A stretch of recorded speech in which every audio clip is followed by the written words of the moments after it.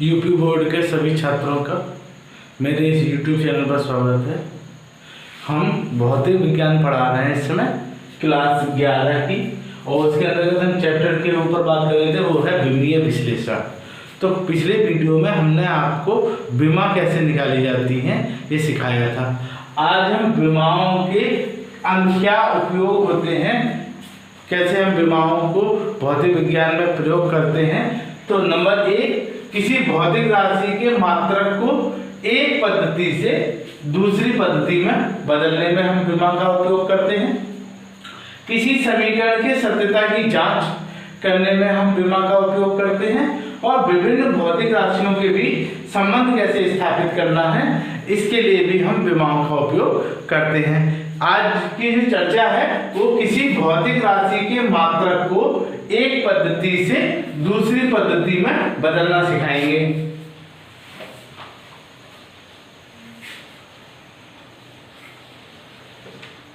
हमने पिछली क्लासों में पद्धतियां पढ़ी थी। हमारे पास जो पद्धतियां हैं वो नंबर 1 MKS पद्धति है, नंबर 2 CGS पद्धति है, और नंबर 3 FPS पद्धति है। ये आप जानते हैं कि जब लंबाई को हम मीटर में, द्रव्यमान को किलोग्राम में और समय को सेकंड में नापते हैं तो उस पद्धति को हम MKS पद्धति कहते हैं। जब हम लंबाई को सेंटीमीटर में, द्रव्यमान को ग्राम में और समय को सेकंड में नापते हैं तो हम CGS पद्धति की बात करते हैं। और जब हम लंबाई को पौंड में,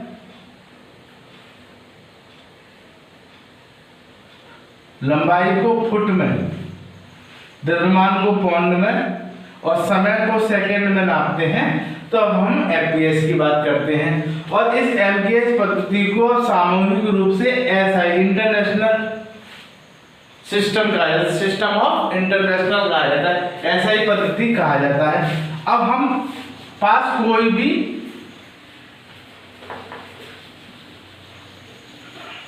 हमारे पास जैसे एक सवाल दिया गया है, उदाहरण से समझते हैं।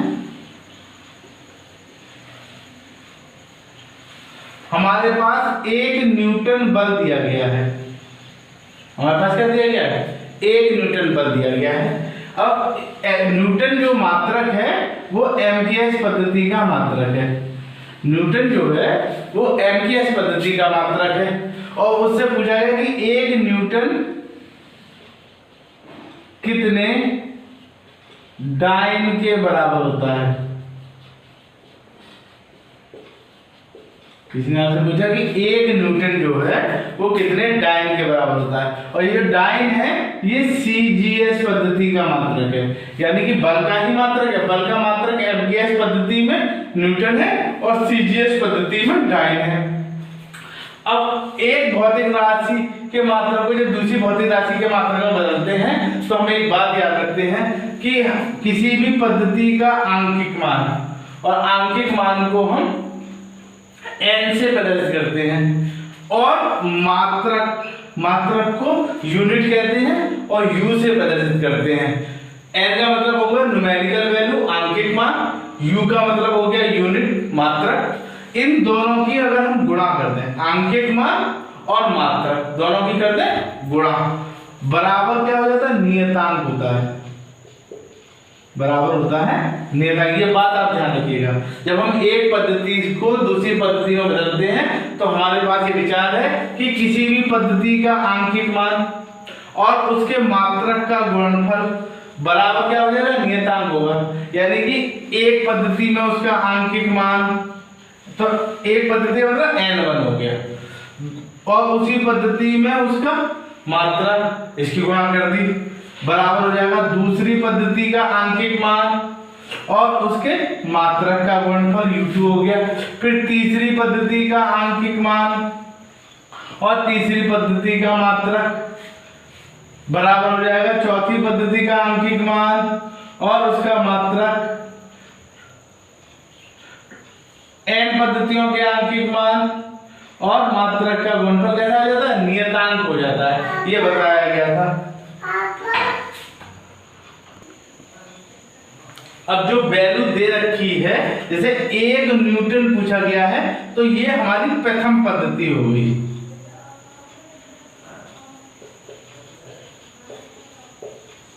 प्रथम पद्धति, और जिसका मान हमें निकालना है वो द्वितीय पद्धति हो गई हमारी।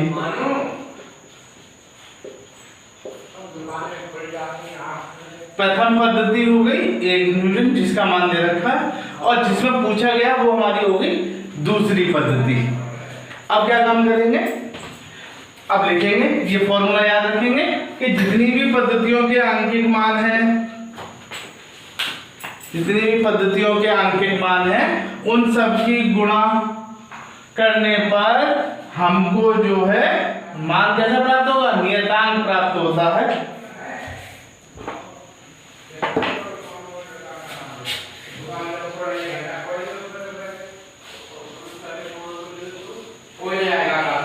तो लिखते हैं प्रथम पद्धति में, प्रथम पद्धति में आंकिक मान बराबर हो गया 1 न्यूटन, ये हमें दिया गया है। और प्रथम पद्धति के आंकिक मान को हमने बताया था किससे तय करते हैं, n1 से, तो n1 बराबर हो गया 1 न्यूटन।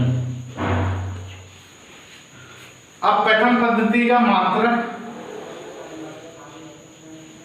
प्रथम पद्धति का मात्रक ये हो गया u1, और मात्रक बल, बल का मात्रक क्या होता है, बल का मात्रक बताया था F बराबर होता है ma, m हो गया द्रव्यमान, और द्रव्यमान को नापते हैं किलोग्राम में, इंटू त्वरण, त्वरण को नापते हैं मीटर प्रति सेकंड स्क्वायर में। तो बल का मात्रक क्या होगा, किलोग्राम मीटर प्रति सेकंड स्क्वायर, और यहाँ कैसे लिखेंगे, विमा के रूप में लिखेंगे। तो किलोग्राम का सिंबल क्या होगा, कैपिटल M, और प्रथम पद्धति है तो m1 लगा देंगे।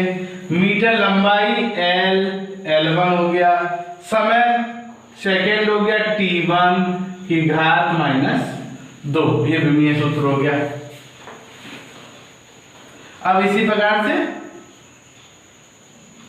द्वितीय पद्धति में आंकिक मान, और दूसरी पद्धति में आंकिक मान हो गया n2, ये तो पता ही नहीं है कितना है। अब द्वितीय पद्धति में मात्रक, दूसरी पद्धति में मात्रक हो गया u2 बराबर m2 L2 T2 की घात -2।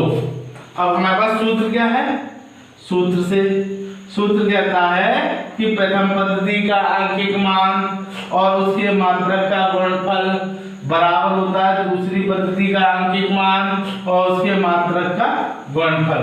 तो n2 बराबर हो जाएगा n1 u1 बटा u2, u1 बटे u2। अब इस मान को जो है, जो ये वैल्यू दे रखी थी, इनको हम लिखेंगे।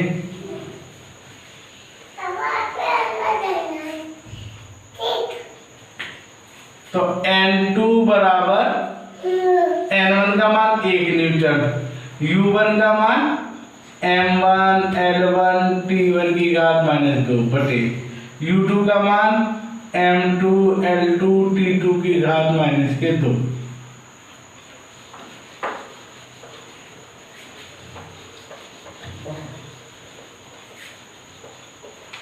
अब n2 बराबर 1, m1 प्रथम पद्धति न्यूटन है, MKS पद्धति है, तो MKS पद्धति में जो द्रव्यमान है वो 1 किलोग्राम बराबर होता है 1000 ग्राम, 1 किलोग्राम बराबर होता है 1000 ग्राम। तो ये हो जाएगा 1000 m2 बटे m2, क्योंकि ये तो CGS है ही है, और ऊपर वाले को हमने CGS में बदल दिया। ये MKS पद्धति है और ये CGS पद्धति है।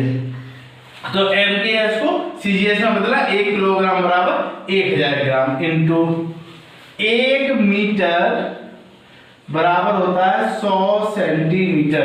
ये MKS पद्धति हो गई और ये CGS। तो 100 L2 बटा L2 और समय चाहे वो CGS में हो चाहे MKS में हो, समय जो है वो सेकंड में ही रहता है।